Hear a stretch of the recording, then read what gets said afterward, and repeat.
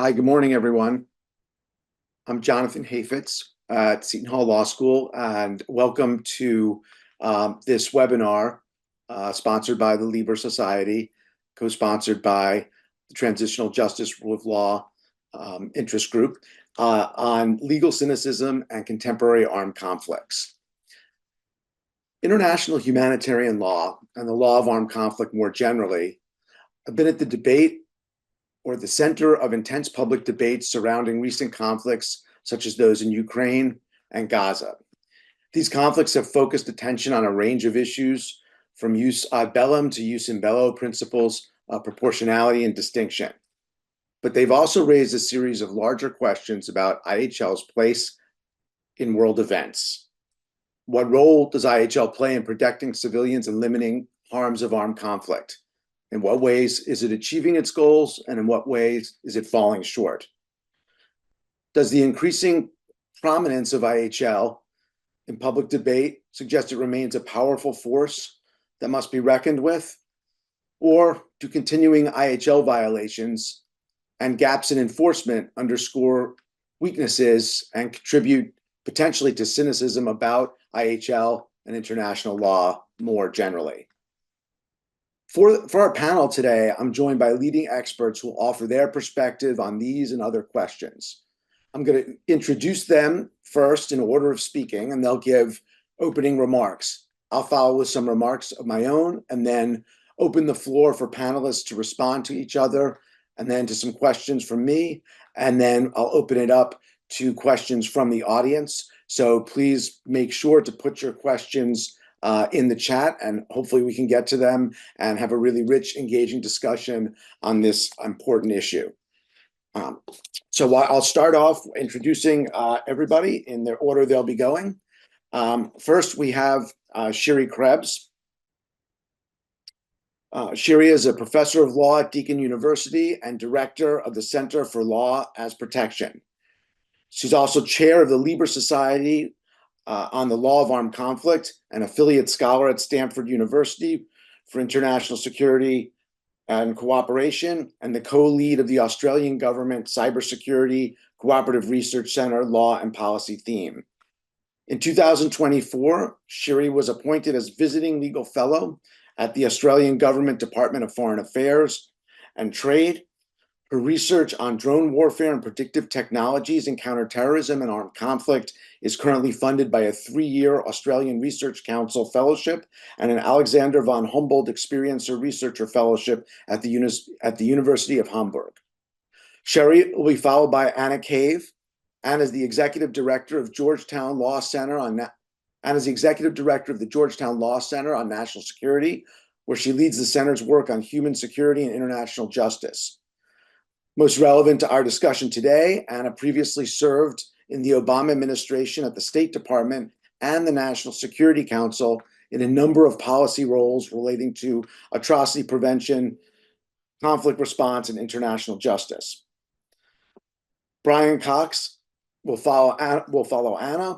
Brian is an adjunct professor of law at Cornell Law School, a graduate fellow with the Center for International Defense and Policy at Queen's University, and a graduate student in the Master of Journalism program at Carleton University.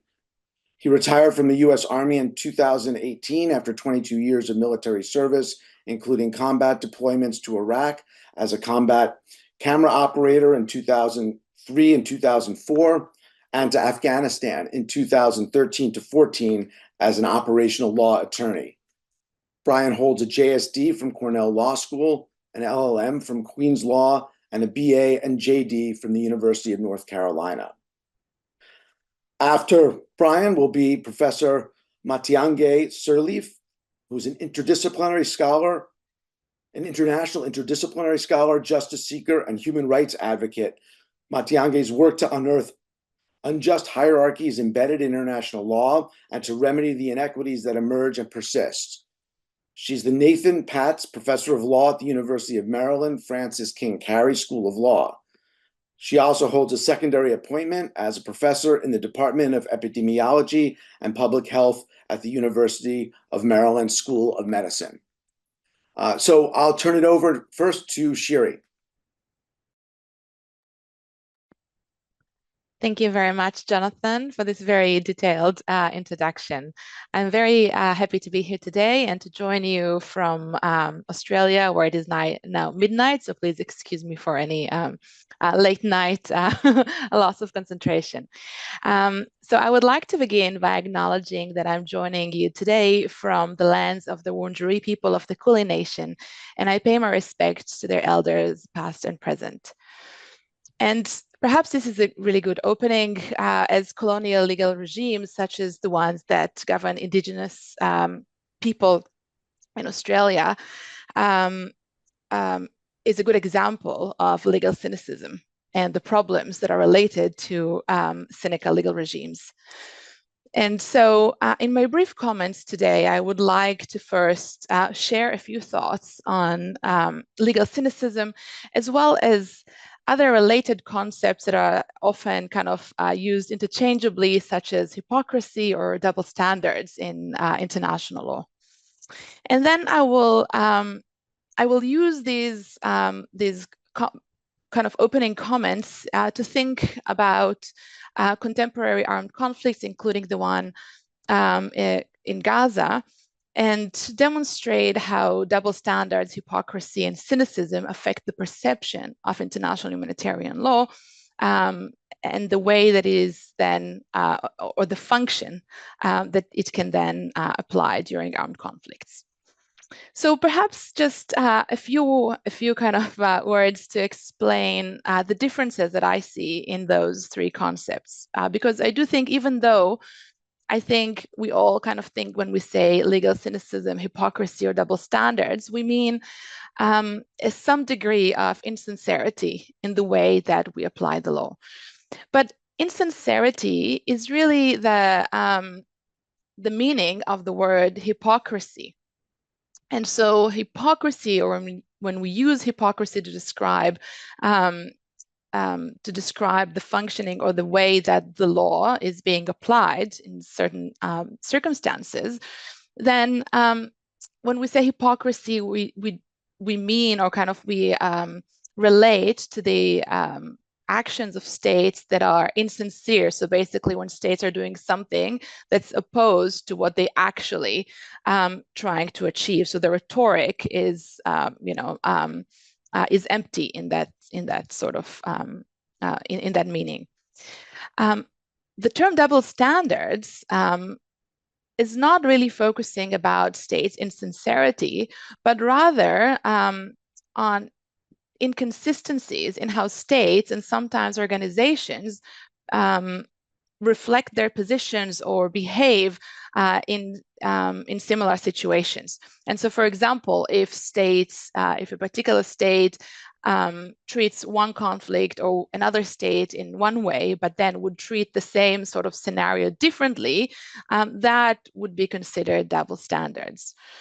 And then the term cynicism is really used to refer to something deeper, more kind of disturbing to some extent, which is some sort of fundamental distrust in the basic intention of the law and the legal authorities.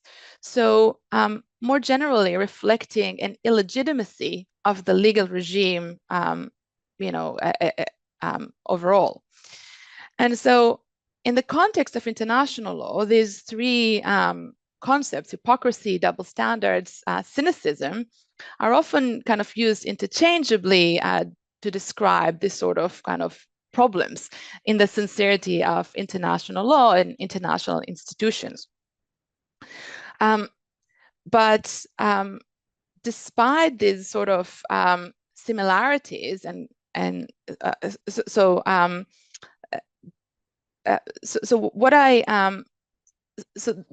problem, that I wanted to highlight is that we tend to think that this is a problem, right? That insincerity or double standards is a problem in the way that IHL or international law more generally functions.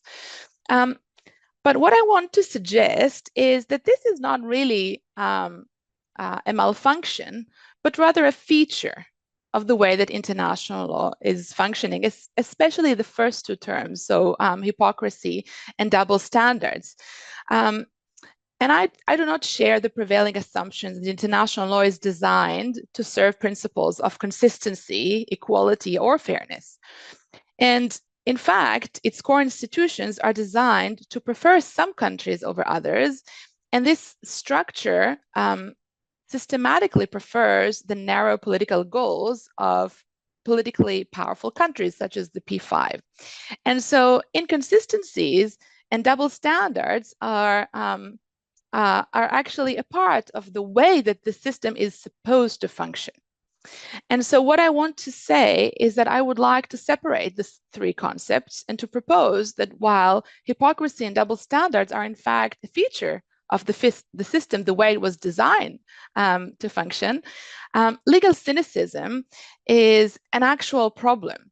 And it's a problem not because we apply the law differently in similar situation, but because it reflects a degree of faulty intentions in the way that the law is designed to function. And so it means that the intentions of the law are not what they seem to be, and that the subjects of this legal regime cannot trust it to fulfill what's supposed to be the goals or aims of the legal regime. So, for example, within IHL, the aims would be to provide, protection for humanitarian considerations, to protect people, animals, ecosystems during armed conflict. But a cynical perception of IHL would basically say, no, this is not at all what IHL is doing, but rather IHL is legitimizing and allowing atrocities, legitimizing violence and allowing atrocities to continue. And so, so in that sense, the distrust is really fueled by growing uncertainty concerning some of the most fundamental IHL norms, including basic legal terms such as genocide, proportionality, the definition of civilians, or the idea of self-defense. And for example, both Putin and Netanyahu in recent years justified their violence in Ukraine and in Gaza in terms of self-defense, and specifically referencing Article 51 of the UN Charter. And so if Article 51 can be invoked by various actors to justify almost any type of violence, either unprovoked or in the context of ongoing occupation, then how can people around the globe view this legal regime and convey trust in its functioning, especially as this regime allows violence to continue almost uninterrupted in both of these contexts. So, Jonathan, I'm sorry, I lost kind of my track in time. Do I have a few more minutes or? Yeah, okay. So perhaps before ending my kind of opening comments, I just wanted to say a few words on the ICJ genocide case against that South Africa brought against Israel as an example of this kind of legal cynicism problem. And perhaps the ICJ genocide case, South Africa versus Israel, could appear as a positive international law moment because it highlights the relevance of IHL. It allows, provides kind of lawyers to have their days in court. The judges deliver their decisions. Everyone are talking about is there or isn't there not genocide. But while the legal proceedings continue and have not ended yet, right? The rules were not made any clearer. The applications of the rules to the concrete situation in Gaza was also not resolved by the preliminary orders, and the actual violence was allowed to continue. And so the problem is not inconsistency or in the interpretation of the law, but rather the lack of trust in the intention of the proceedings and their functioning or the way that they make a difference in the world. And perhaps just to kind of end my comments, I'll just say, so so what do we do from here? Because I think what we want to do with this discussion is really to think about, is IHL, functioning at all, and what can we do in order to make it better? And so I think that the idea of legal cynicism and the way that it has been applied in recent years to in the context of IHL means that we really need a restructuring of IHL if we want this system of laws to provide protection for civilians and for people and animals and the environment. And to do that, we would have to change the structure. So it can't be systemically, inconsistent and hypocritical, or allowing, power to some countries over others. It also has to focus on actual outcomes rather than intentions. And it would have to follow more closely ideas of learning from failure and enhancement of protection, against, focusing on prolonged legal proceedings that are designed to convey some level of kind of pretense of justice that is quite limited and almost unfunctional. Thank you.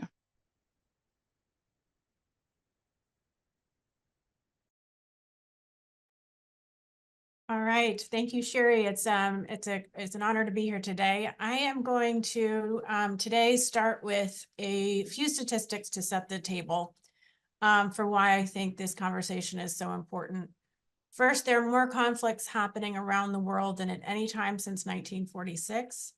Civilians, as we know, are bearing the brunt of these conflicts. The UN has cited 90% of casualties are civilians, in a complete shift from the historical nature of war. The world is increasingly urban, with the UN estimating 70% of the world's population will be living in urban areas by 2050. And that means that military and civilian objects are commingling, creating a far more complex battlefield. Over 100 million people are fleeing violence, and I've seen statistics ranging from 40 to 60% of violent conflicts relapse. And I think that kind of sets the table for why this conversation is just growing in crescendo.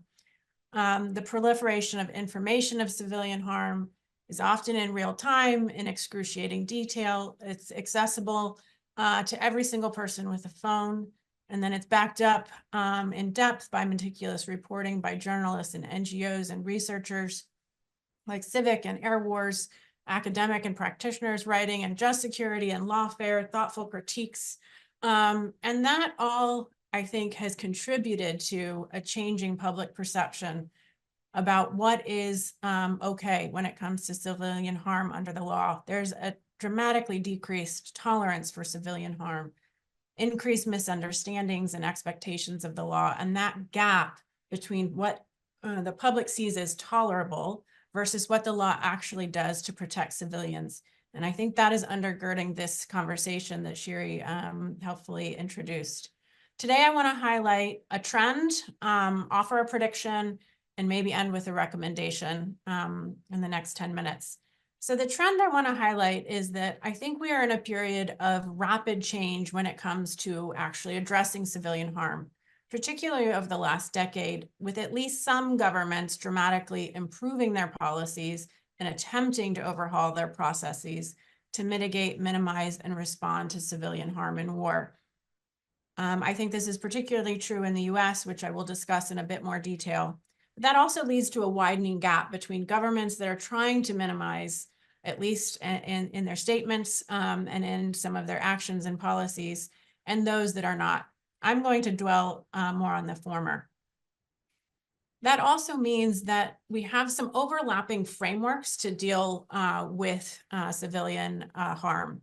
And that can mean emerging and confusing terms that have yet to be defined, sometimes used colloquially, sometimes used with precision as a term of art. And so I want to lay out three conceptual frameworks for how I think the world is dealing with civilian harm.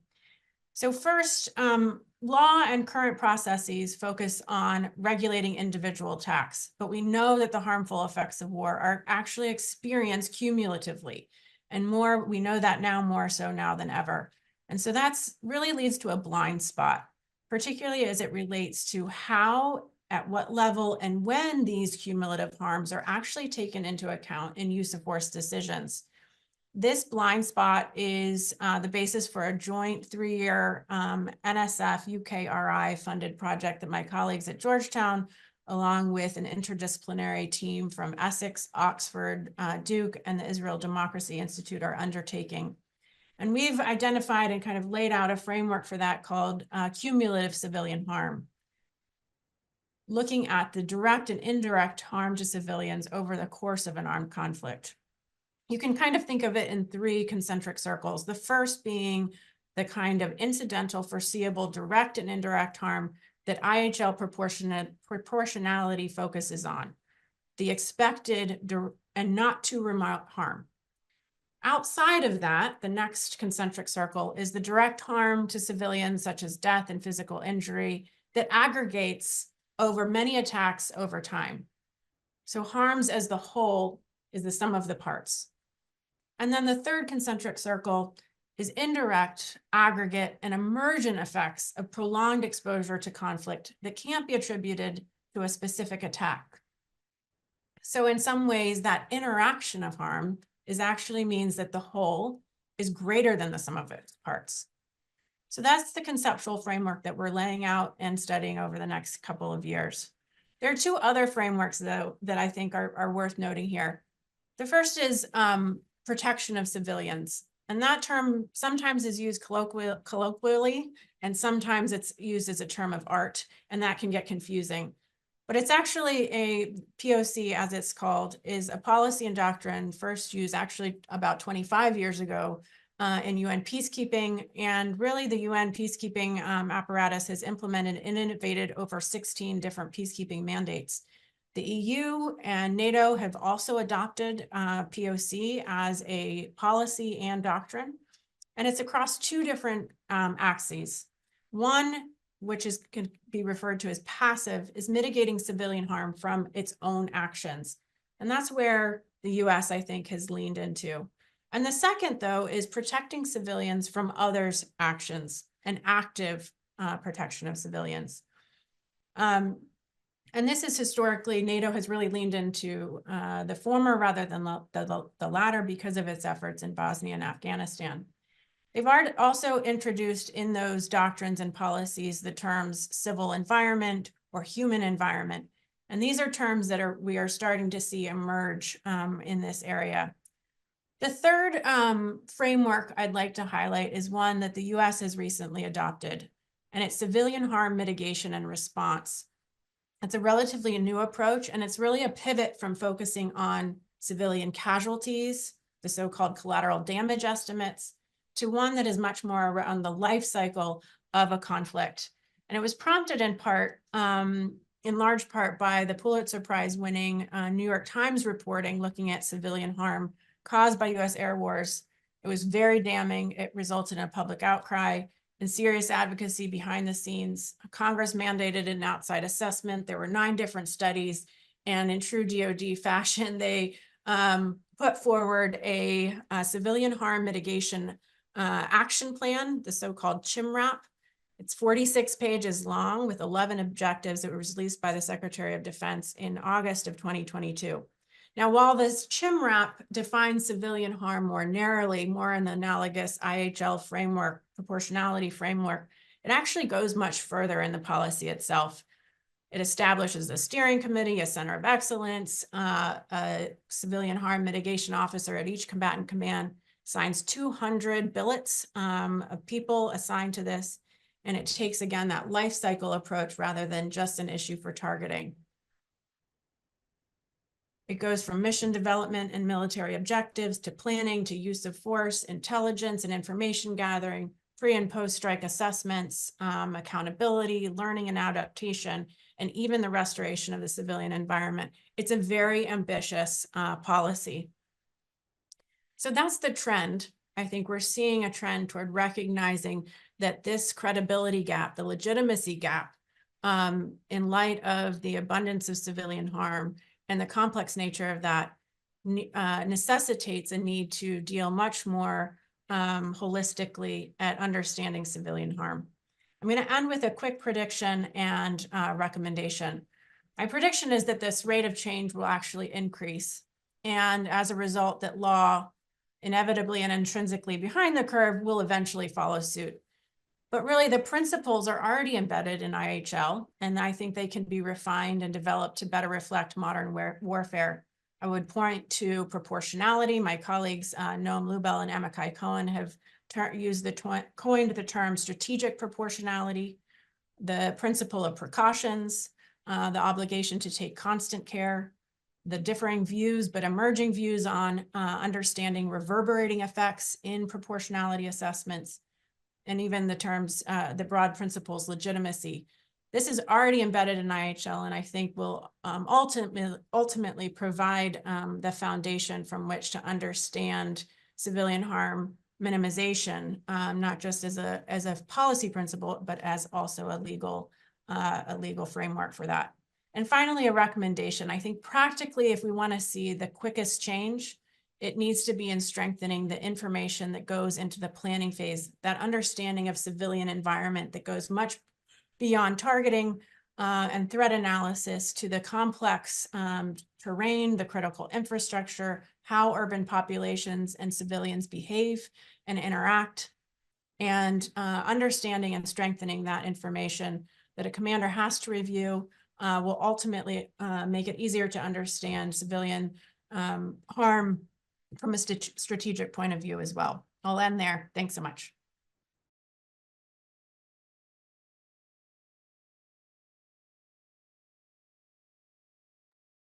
All right. Hello, everybody. I'd like to start by thanking ASIL and Libre Society for organizing this webinar and for the invitation to connect. I'm really glad for the opportunity to join this most esteemed panel.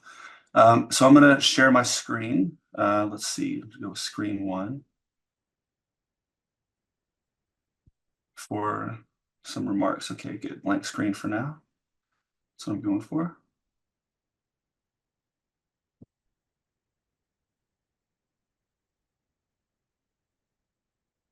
Okay, excellent. So you can see there the title of the remarks that I intend.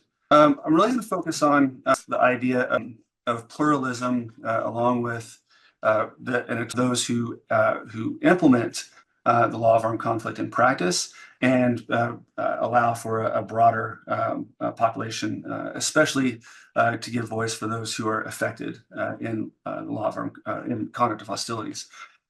So I see legal cynicism and pluralism as connected to this other phenomenon of fragmentation in the law. And so you can see here for an excerpt from a blog post from a captain in the U.S. Army who was detailing or reflecting on his experience at a recent conference in Cambridge, if I remember correctly.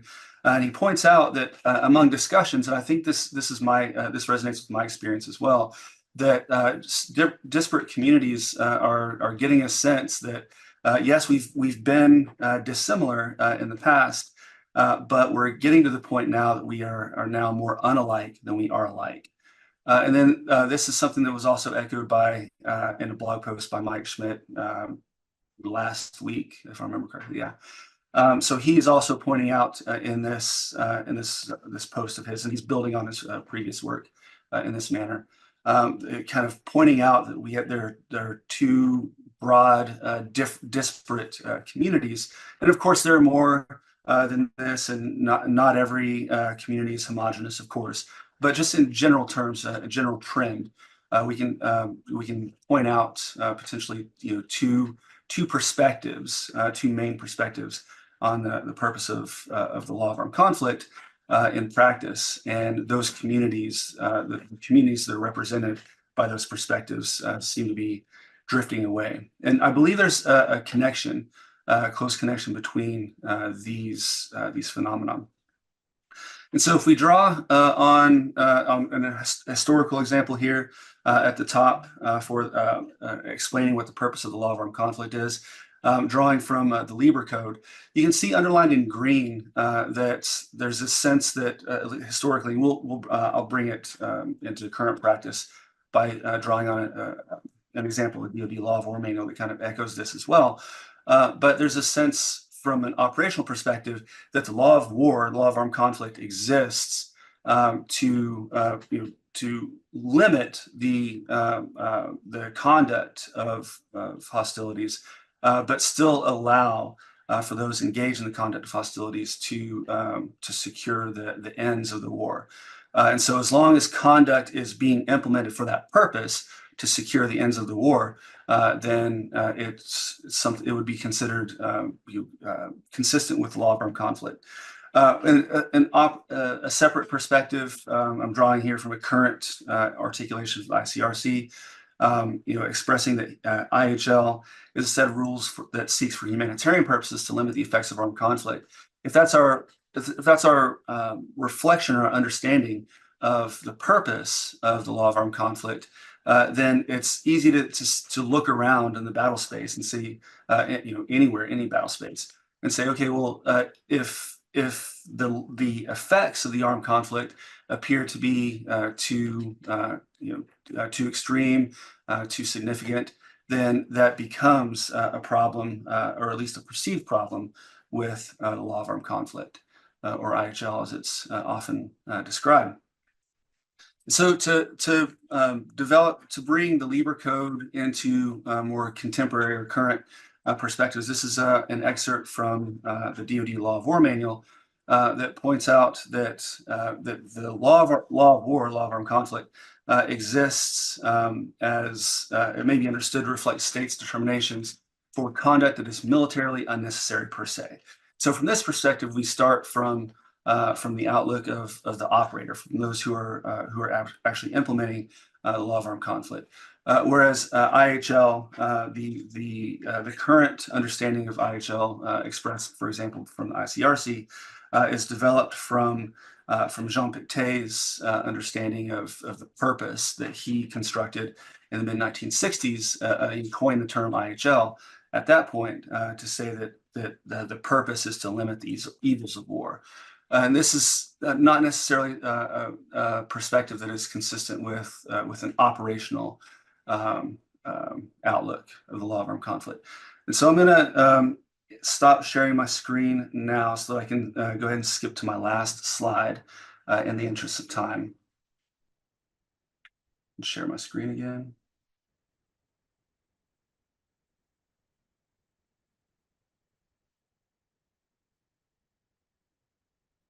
All right, so just in kind of drawing these comments to a close, with the ICRC, this is an example of the purpose of ICRC, purpose of IHL, according to the ICRC, pointing out that IHL has ancient roots, but that's actually not the case because IHL really dates back to the mid-1960s as it was developed by Jean Pictet and has been carried forward since then.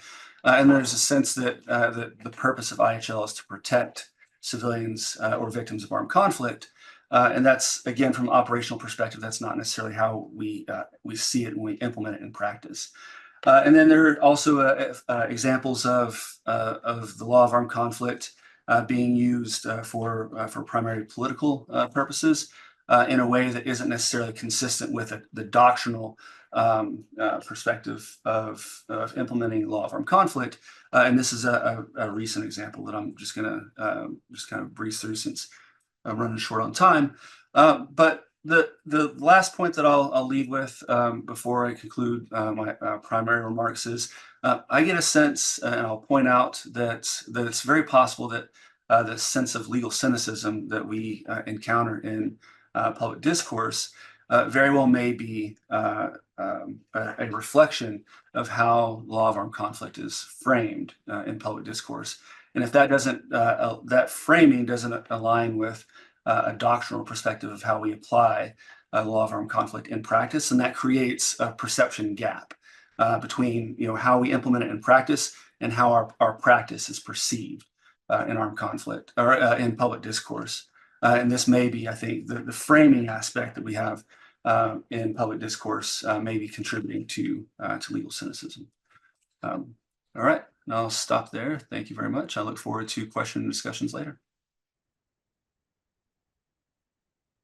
Thanks so much, Shudi and Jonathan, for organizing this conversation. I'm really happy to be here. And I just want to begin by acknowledging Indigenous peoples past and present and future as the rightful and traditional protectors and caretakers of these native lands in what is now known as the United States.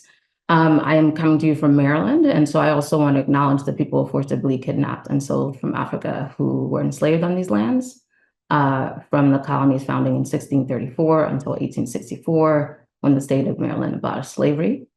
Enslaved Africans were exploited and did work on this land, enabling us to live as we do today. And I want to pick up on a number of themes that have come up in our conversation, because I think what my comments want to focus on is the way in which the laws of war, which are supposed to govern the conduct of war in public discourse, and in some sense in practice, have been rendered essentially meaningless. And so in some ways is as if the just war doctrine, which governed historically in international law, in which if the cause of the war was sort of righteous or the purported reason for going to war was just, then that was a basis of sort of the legality of the war. And traditionally in international law,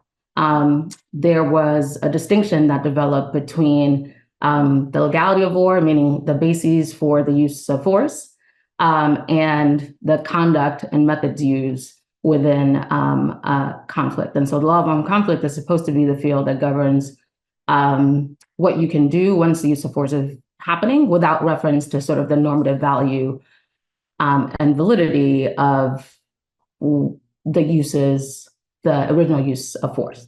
And so much of the discourse that separates those two fields of law has essentially collapsed, because we are reportedly told in assessing different conflicts that, in particular, that there's a right, a given state has a right to defend itself. And if we think about this in the context of what's happening in Palestine, we are repeatedly admonished that Israel has a right to defend itself, as if the purported sort of legality of the use of force provides sort of carte blanche for whatever methods and means and use of force in conflict, in ways that are maybe rewriting the terms. And I guess Shudi's comments would be that just war doctrine is something that never went away, right? That the just war doctrine is something that has always persisted from those who are powerful. And so the conflation of both sort of the legality of the use of force with the methods and means of force in discourse, I think, is one thing I want to tee up in my comments. And since I'm just starting my timer is starting now. But the other thing I wanted to raise in my comments is that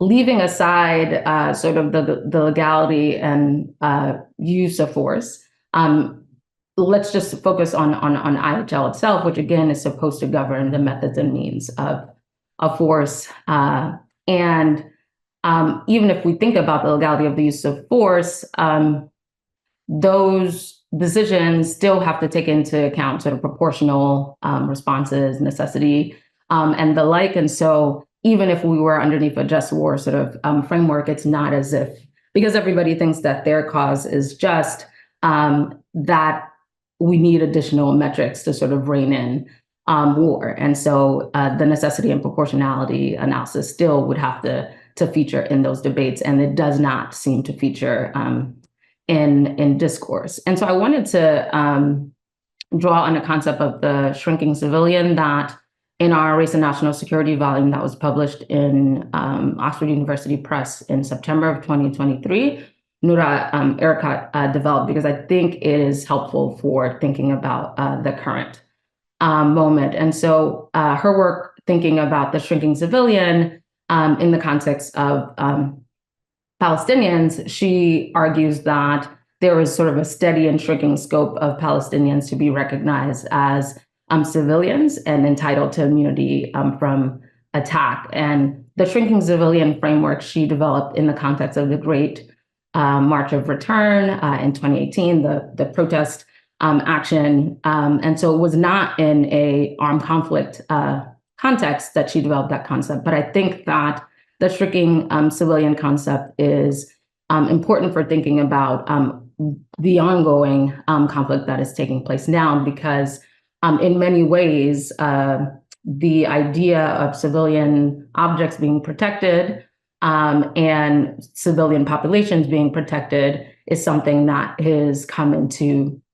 a stark challenge.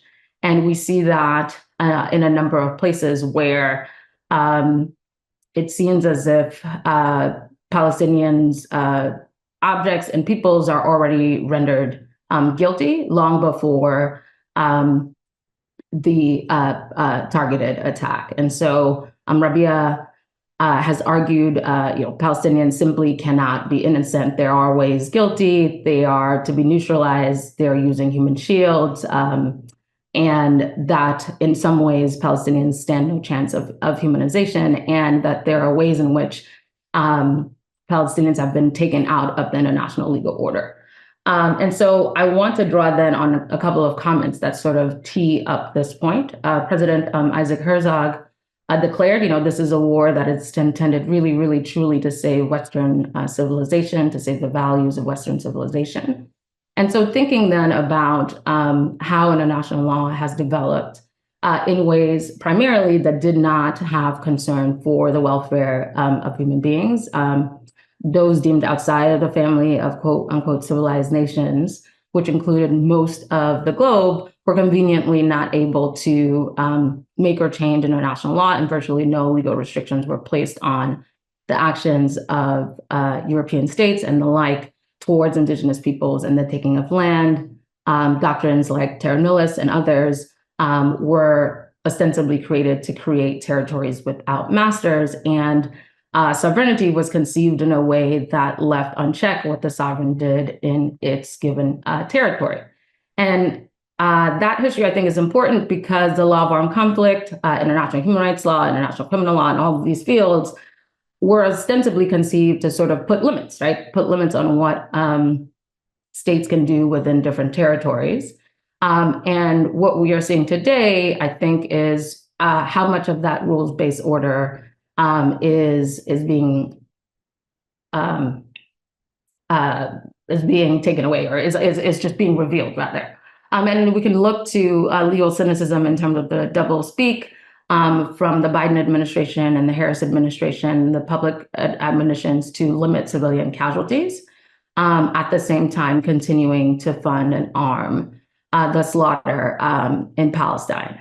And one of the things that I think is important to think of when we're considering this shrinking civilians concept is the way in which President Isaac Herzog of Israel has talked about, this is an entire nation that is responsible. It's not true, this rhetoric about civilians, not aware, not involved, is absolutely not true. And when the defense minister, Yoav Gallant, announced the complete siege of Gaza, he claimed that we really are fighting against human animals. And so there is some sense where civilians are not being recognized at all. And so IHL has a principle that says that the civilian population is to be spared, and that armed forces are supposed to distinguish between the civilian population and civilian objects, and military objectives on the other hand. And so that neither the civilian population as such, nor individual civilians or civilian objects should be the target of military attack sort of as such. So there's this principle of distinction between civilian objects, civilian populations, and military objectives and the like. And so when we look at the conflict, that is taking place, we are to understand that every hospital and health facility that is targeted is purportedly a military objective. We are to understand that every school that has been destroyed is also ostensibly a military objective. Every industrial facility that's been decimated is also a military objective. Every religious institution that's been demolished is also a military objective. Every press office that's been bombed is apparently also a military objective, and every house and apartment that has been obliterated is seemingly also a military objective. And so it's as if the principles of distinction don't seem to apply. And so if we think about legal cynicism, that at its fullest, there really are no civilians and there really are no civilian objects. Every target of a strike is a dual purpose facility that has both military and civilian purposes commingled. And this dual use then has been stretched beyond credulity. And I think that is causing a significant amount of legal cynicism, because the principal burden of discrimination and proportionality is supposed to fall squarely on the attacking party in international humanitarian law. But what happens then when the attacking party claims that every target is a dual use target, every target is a shield, because then we don't need to, I guess, engage in the proportionality analysis. And the proportionality then can't really provide sufficient guidance to help us avoid whether we have a high risk of excessive civilian casualties relative to the expected military advantage, because every single attack is one that is based on either a shielding claim or a dual use claim. And so thinking about how we assess the threshold of proportionality in this context, I think is something that is has been a huge challenge for the field of IHL. A study that's published in The Lancet, which is the premier medical journal on the indirect health implications of the current conflict, that goes beyond just the direct harm from violence, estimates that up to 186,000 or even more deaths could be attributable to the current conflict in Gaza. That's a quote. And they used an estimate of 4-to-1 based on indirect deaths per direct deaths from June 19th, 2024. The current snapshot that I just looked at has a reported impact on Palestinians in Gaza as over 41,020 fatalities. And so that number has likely risen. And one of the things that is a challenge then for the laws of war is how to make sense of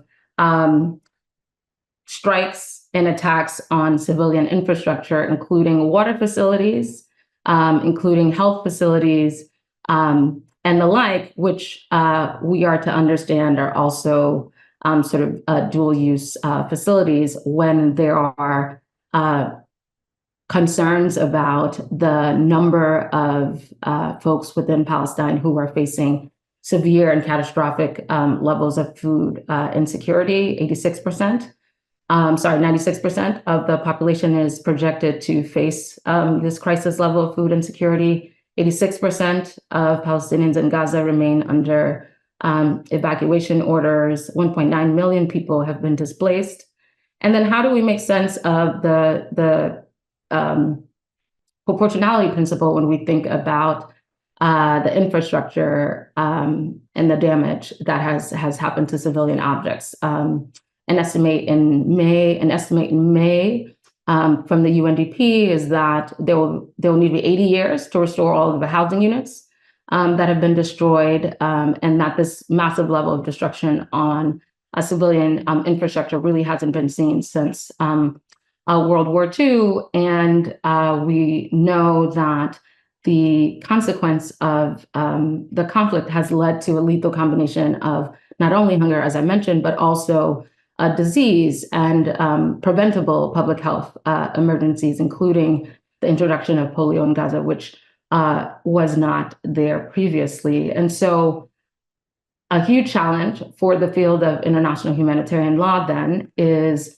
the way in which the laws allow for the recasting of what some would question as, not real military objectives as a way to sort of comply with, or as a way to ostensibly comply with IHL obligations. And so I think that there is a fundamental challenge to two things, sort of collapsing the legality of the resort to the use of force with what the laws of armed conflict are supposed to do, and making it such that any assessment of proportionality within the laws of armed conflict is incredibly difficult to do, because all of the attacks we are to understand, are to further a military objective. And then per the rules of the laws of armed conflict,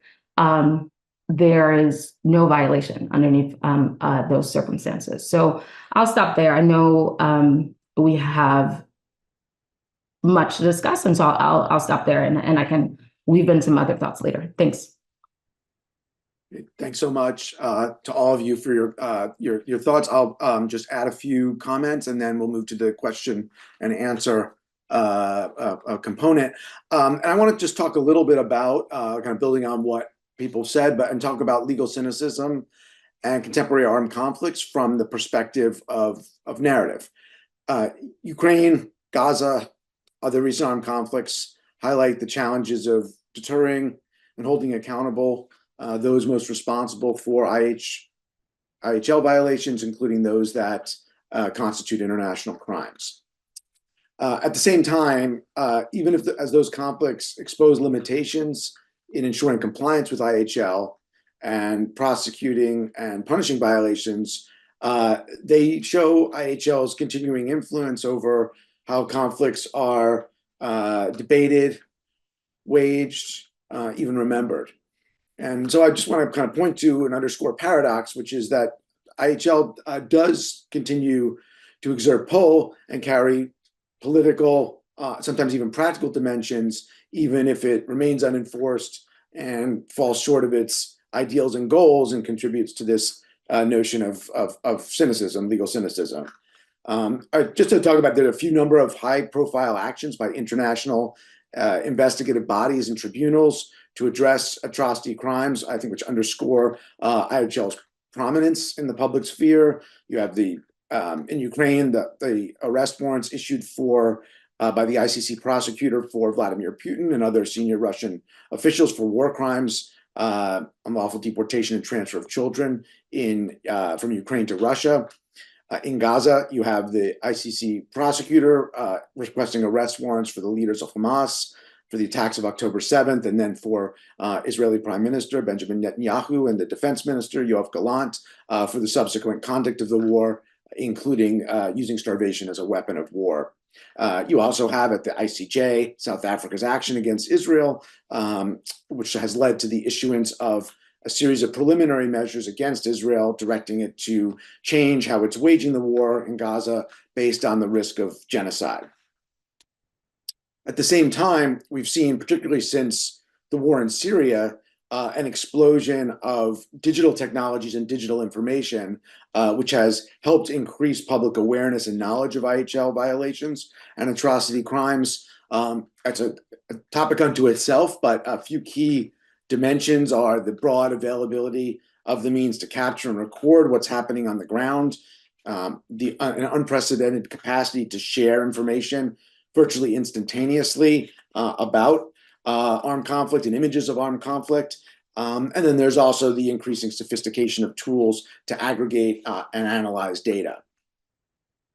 Digital information not only can increase pressure on tribunals to act, and increasingly serves as evidence in any investigations or prosecutions, as it's done before the ICC and before the ICJ in the South Africa suit.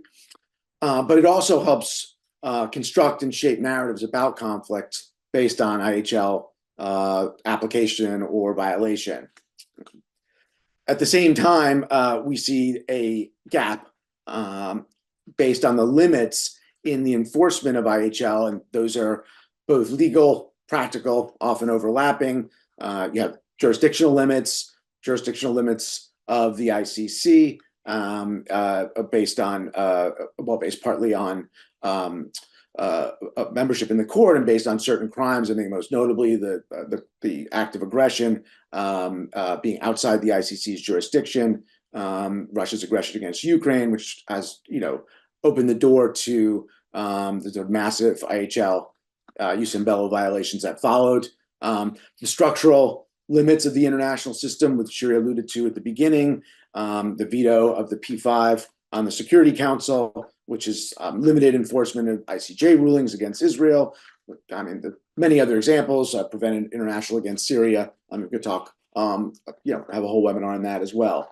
And then there's just a general overall challenge to courts obtaining custody over individuals and enforcing their rulings. Most notably, we had Vladimir Putin's recent travel to Mongolia, an ICC member state, which ignored its obligation to arrest him. And so I'd say the sheer quantity and ubiquity of information and images of IHL violations helps accentuate these limits on enforcement and contributes to this notion of cynicism. And so there's some implications here, which I just want to talk about for IHL, and particularly for narratives about IHL. On the one hand, we can see the construction of narratives about conflicts based on IHL violations, atrocity crimes, which can be used to stigmatize a country or a particular leader, basically making Vladimir Putin an outlaw in discourse, and mobilize support of him or others, Netanyahu as well, as rule breakers who may, creating an expectation that may one day be held accountable in a court with the power to try and punish them. Even if there's not going to be the actual enforcement, we'll always have that gap, these narratives can still impact public debate, politics, even policy. Narratives about the war in Ukraine have helped build and sustain, at least for the time being, military assistance to Ukraine and wide-ranging economic sanctions against Russia. They've, at least to some extent, increased pressure, diplomatic pressure on Israel to limit or end the war in Gaza. I mean, we can talk about the limits of both of these, but I'd still say that they've had some impact. So in this respect, narrative can help address the gap between the absence of left by the absence of enforcement of legal rules. At the same time, the gap contributes to another or alternative narrative of IHL as ineffective, potentially breeding cynicism about IHL and the norms and values which it embodies. The limits on enforcement and often the long period before judgment by courts, even when they can exercise jurisdiction, allows for and even exacerbates the spread of competing narratives, which are based on contested accounts of IHL violations, which Matiangi alluded to before, for example, about strikes in Gaza, strikes by Israel against hospitals, whether those are crimes or whether Hamas was using hospitals to store weapons or using civilians as human shields or civilian structures as bases to launch attacks. So you have debate over these competing contested claims, and it's magnified by the use of disinformation, the increasing amount of disinformation, often aided by AI, which undercuts factual clarity, which in turn undercuts the kind of development of clear narrative, and you get kind of narrative, opening the door to this narrative contestation. So just to conclude, I think focusing on narrative gives you another perspective on the longstanding debate surrounding the relationship between IHL and international law more broadly and international politics, and is kind of a piece of understanding this idea of legal cynicism. I think narrative does suggest that IHL remains a powerful force that can inform and affect responses to armed conflict and atrocities, even when circumstances prevent or limit the use of legal mechanisms to assess responsibility and ensure compliance. But at the same time, I do think it underscores the continuing need to focus on legal enforcement, not just an end in itself, attribute, assess responsibility, capture criminal responsibility, but also because of the relationship of those means of legal enforcement to the development and clarification of narratives around armed conflict, and potentially to at least mitigate some of the legal cynicism that otherwise develops. Okay, so why don't we turn it, we'll move into the Q&A. So I just want to encourage folks, if they have in the audience, if you have questions, put them in the chat. We'll get to them. And before we do that, though, I want to at least give the panelists an opportunity to respond to each other. So why don't we go, well, I'll just open it up. I mean, if anyone wants to respond, just go ahead. Let me open the floor. Okay, great. So this was fantastic. Thank you, everyone, for your comments. One issue that I thought it would be good to open up and maybe have everyone's reflections, but I think for me it was basically a response to Brian. Was really thinking about, I mean, I think it's something that Brian said that kind of made me rethink my own kind of preliminary comments on the gap between actual outcomes and intentional outcomes in IAGL. And as we all know, and Brian is absolutely right in highlighting this, that IAGL really focuses only on the intentional or intended outcomes of acts of war. We don't have full information, and so we only evaluate the legality of specific actions based on kind of the intended outcomes of each of each kind of military operation. And so, but for me, and so I completely agree with that characterization of IAGL. But for me, this is a part of why IAGL as a legal regime is tainted by a degree of legal cynicism, because it really it's a legal system that is designed to legitimize the actual outcomes of military operations. And so we can have horrific outcomes. But as long as these outcomes, or we can't prove, right, that these outcomes were unintended, were intentional, it means that that's completely lawful. And I think that's exactly the problem that highlights a degree of legal cynicism within that legal regime. And specifically, it also motivates during armed conflict to know less and less, or to have very specific lens into reality that allows us to, see reality in a way that aligns well with our planned operations. And in many different case studies that I investigated, it was clear that military fact-finding processes, and perhaps justly so, to some extent, right, focus on collecting intel on the targets, and less resources are devoted to collecting intel on potential collateral damage. And so, and I really hate this kind of legal term, so perhaps I should actually say collecting less intelligence on the people that would actually be harmed by the operation. And so I think perhaps we can open this for discussion, but I think this is exactly the type of gap that I'm thinking of, and the type of change that we have to insert into the system. Because if we continue ignoring the actual devastating outcomes of military operations, then clearly IAGL does something different than its declared mission.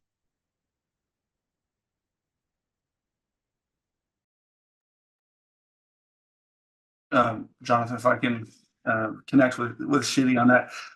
And Shidi, so I should say, Shidi and I are very dear friends. She went to Stanford with my wife, and through that I know Shidi. And so we get to, I'm always consider myself fortunate to be able to talk about these topics, especially with you. And this is kind of an ongoing conversation, I would say, with us. So my perspective is that I don't. If we start with the framing that the law of armed conflict exists in part to legitimize horrific outcomes. I think that's certainly a perspective, but I know from my perspective as an operator,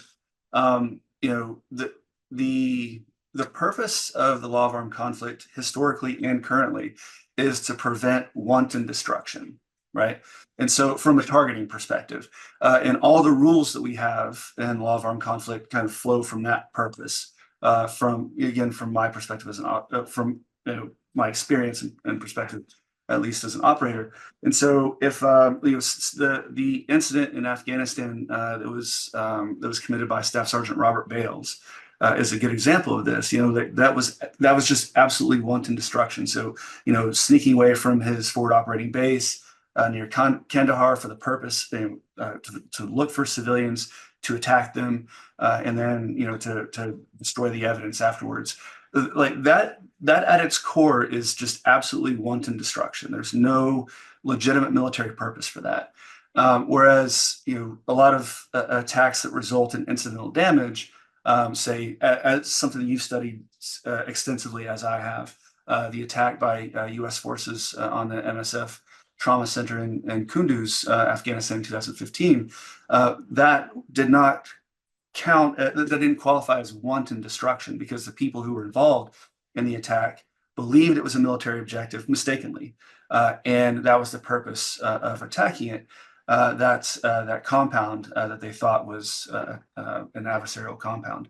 And so if we consider the purpose of from a targeting perspective of the law of armed conflict to make sure that any attack to prevent wanton destruction that has no military utility, then the incidental damage that we see in conflict isn't a law problem necessarily. It's it's a policy problem. It's it's a question of can we get better at our targeting processes to try to mitigate civilian harm.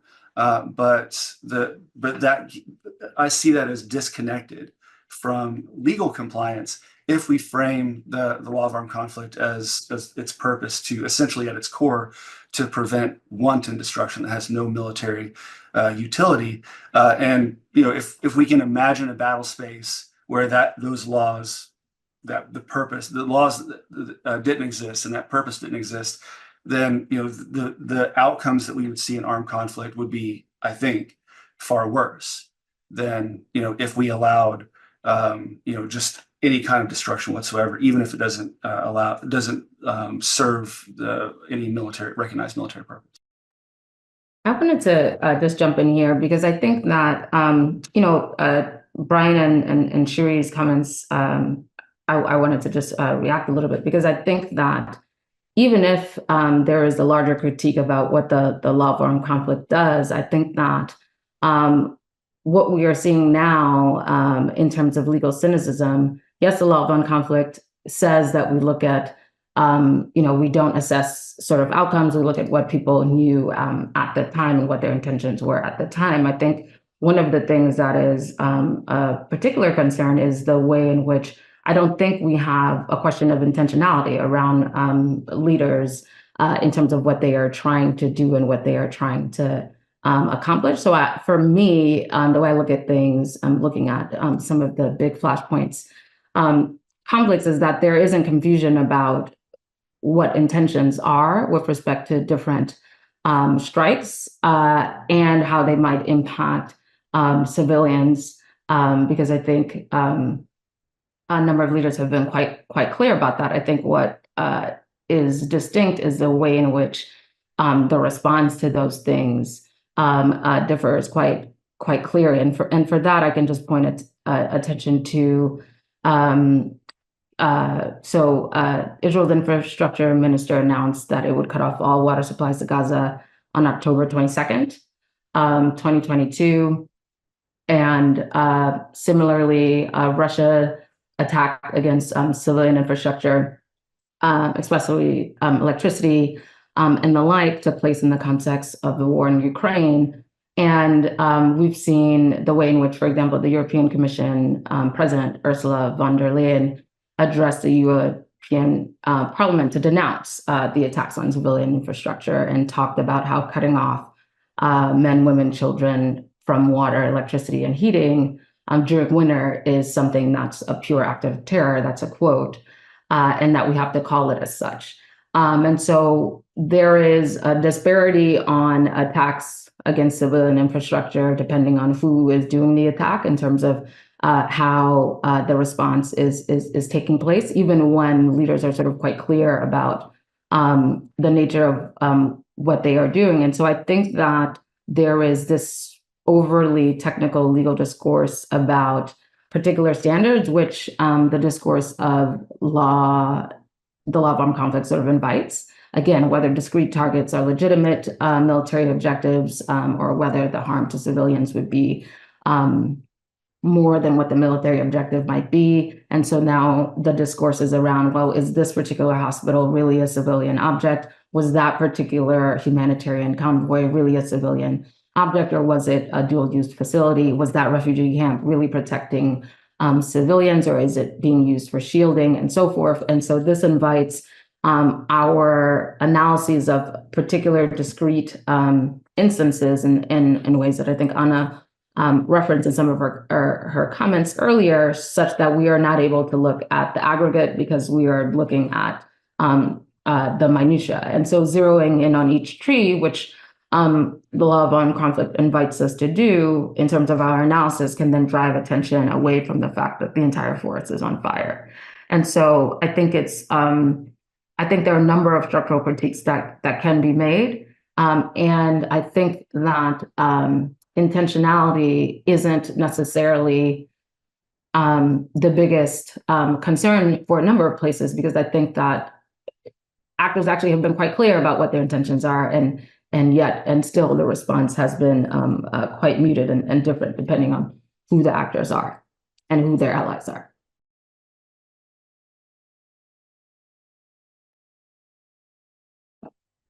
Anna, I'll just give you a chance if you want to respond to anything. Yeah, I mean, there's so many different threads that we could pull on this. I mean, I think that ultimately the cynicism comes in when you have examples of a giant 46-page strategy from the Secretary of Defense, and his opening line in that is so ambitious. And I mean, it's incredibly fascinating. He says, the protection of civilians is a strategic priority as well as a moral imperative. Our efforts to mitigate and respond to civilian harm directly reflect our values and also directly contribute to achieving mission success. In other words, mission effectiveness, protecting force, and protecting civilians are all three mutually reinforcing. And at the same time, you have the U.S. Support and continued support of Israel and in that way. And so I think that cynicism really just comes to the fore in very, very pronounced ways in light of the timing of this in particular, and in light of the timing of the Ukraine conflict beforehand. And so to me, this is where the cynicism really bubbles up and creates a problem of legitimacy, and ultimately a public support of war, and how a public both experiences war and a public supporting a war is fundamental in and of itself. And I think that's what states like the U.S. will need to wrestle with going forward. Yeah, it's so many interesting threads, as you said, Anna, and I'd love to respond as well, but I see we have about 10 minutes and I do see questions, so I'm going to forgo my moderator privilege and just get to the questions to try to get to as many as we can. So first question from Mary Ellen O'Connell asks, and this is about, based on her forthcoming article in Georgetown Law Journal, what remains of the law against war, which talks about the double standard produced by the US and the so-called rules-based international order, which leads to cynicism, she argues, as it's clear that the US and its close allies have reconstructed the use ad bellum to make it lawful to pursue terrorist suspects as combatants, killing them outside armed conflict situations. The US then reconstructs IHL to fit it into a peacetime crime situation. There are other examples Mary Ellen argues, but her question is, why not advocate for return to the authentic standard of jus ad bellum and US, Russian, and Israeli compliance to end cynicism? So, and if anyone wants to address that first, and then. I'm just not sure what's the authentic use ad bellum, right? Because I think partly this is all kind of, these are all kind of political legal regime that are intended to achieve, different purposes and by a compromise by the many different parties that ultimately kind of create the regime. And I think the answer, based on what kind of the points that were raised before is that because we can't, because of all the different weaknesses of the regime and the way that it allows countries like the US and Russia ultimately to control the process. And so this, so while there could be some kind of we can obviously call for changes, but I think so perhaps this really aligns with what I said before, that what we really need is to restructure kind of the power dynamics in IHL or international law more generally. And of course this is a very ambitious goal.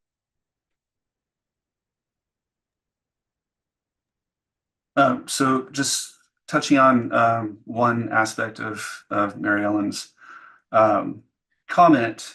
So the end of the first paragraph doesn't make direct reference to the unable or unwilling doctrine, but it does touch on what's often referred to as targeted killing, which the U.S. and many other states who are involved in who sometimes engage in what's referred to as targeted killing often present the unable, unwilling doctrine as a legal justification for expanding self-defense or saying that this was not a strike against the territorial sovereign, but against the civilian who's taking a direct part in hostilities, a global NIAC, as it's sometimes called. I mean, there's state practice that both predates and postdates adoption of the UN Charter that can support the interpretation of unable or unwilling. So kind of building on what Shiri said or agreeing with you as well, I'd be careful about characterizing one interpretation or another as an authentic interpretation of law of armed conflict, because it can also be just as authentic, an authentic interpretation to suggest that this complies with unable or unwilling doctrine and that this is consistent with existing and historical international law.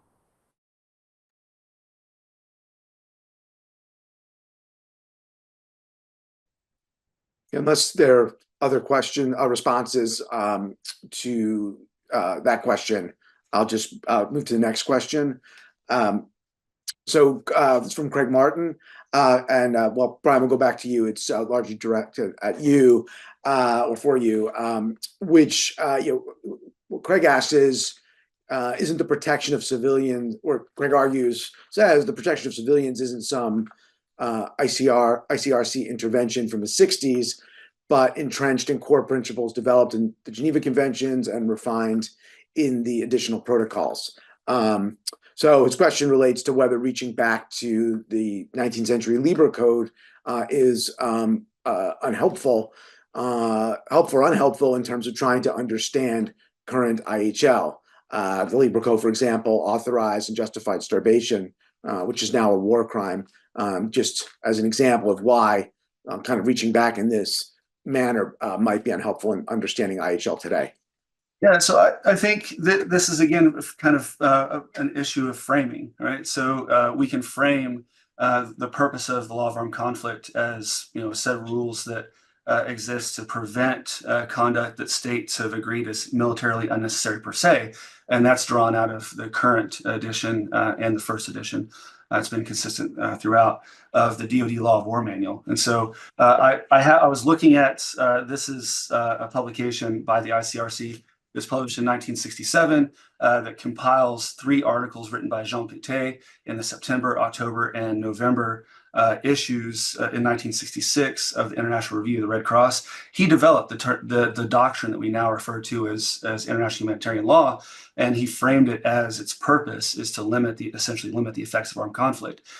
So that framing does not precede Jean Piquet in 1966, and then the publication of the complete the compilation in 1967.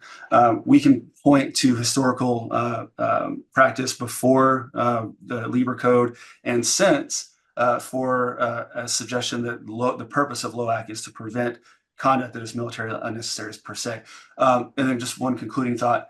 What has changed over time, I think, is a sense of what is militarily unnecessary. And so there's conduct from the Lieber era, from the mid-1860s, that would have been considered, militarily necessary, and now it's not. And so that has changed over time, but from an operational perspective, the purpose of the law of armed conflict hasn't changed. I just wanted to respond to Craig's invitation and Brian's comments too, because I think that, it's important to sort of situate IHL in its development historically, not only from sort of the way in which the U.S. understands its development as primarily through the Lieber Code, but I think I would be remiss if we, if we didn't mention the different strains of IHL, Hague Law coming from 1907 and the series of Hague Conventions, which are aimed at limiting the choice and means and methods of how you can injure opponents in warfare, and the series of treaties that seek to regulate the means and methods, as well as Geneva Law, which is designed to protect non-combatants, including military personnel who've been injured or otherwise unable to fight, the 1949 conventions, which deal specifically with protecting the wounded and sick members of the armed forces, wounded and sick shipwrecked members of the armed forces, and so on. And as Geneva Law developed, the law also developed to protect larger categories of folks, prisoners of war, civilians, as non-combatants, and the like. And so, yes, IHL isn't a pacifist field, right? It isn't a body of law that sort of doesn't presume that there will be conflict. But the idea that IHL is something that doesn't think about the need to sort of balance, military objectives with the protection of non-combatants is not something that I think is a recent vintage. And I think there is a history of how IHL has tried to strike that balance. And I think some of the conversations are about, okay, is IHL getting the balance right? Has it gotten the balance right historically? Is it getting it right now? But I think that we can talk about the progeny of IHL without sort of unduly limiting its concern for the welfare of human beings.